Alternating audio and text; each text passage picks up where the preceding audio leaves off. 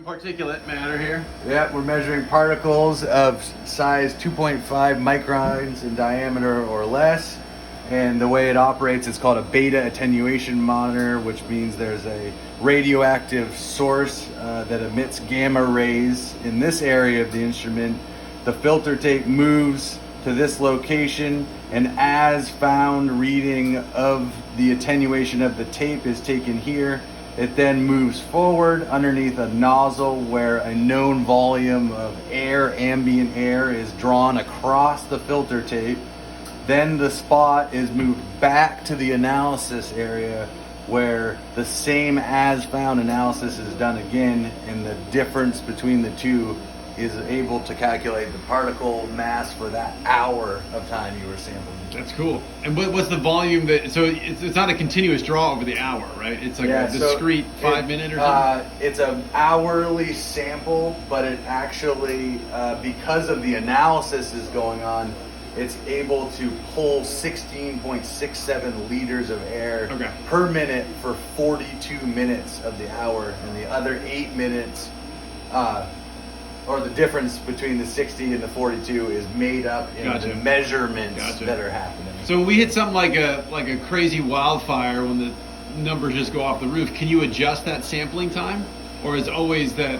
It's always that 16.7 liters. The EPA sets a required minimum amount of sampling time, and the machine's only capable of a maximum. So you can either have a count time of 4 minutes or a count time of 8 minutes, depending on which equivalent method you're trying to use. But you're never going to be, because you have to analyze, you can't sample for 60 minutes within an hour. The most you can get is in the 50s. Okay. Cool. But that's a pretty real-time way of measuring. If you're getting 50 minutes out of every hour of every day, you're not missing much. Right. Comparatively, the way it was always done was they would run a sample with a filter once for 24 hours every 3 days or 6 days. So missing way more. Wow. This is considered a real-time particle monitor comparative to the federal reference method, which is still filter based, 1 in 3 day, 1 in 6 day. And this is PM2.5, right? Right.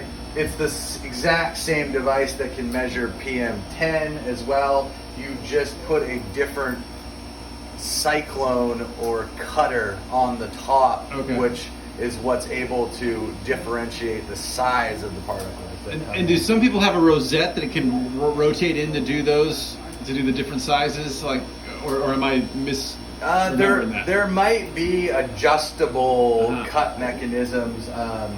There's other types of particulate matter instruments, other manufacturers. This one's made by a company called Met1, and again, it's the beta attenuation monitor.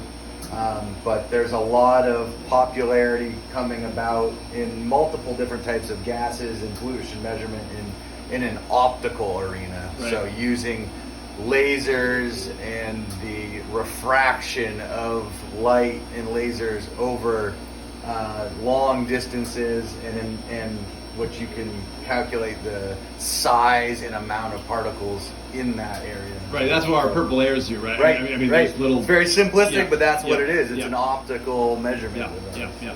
Cool. All right, awesome, dude. Hey, good.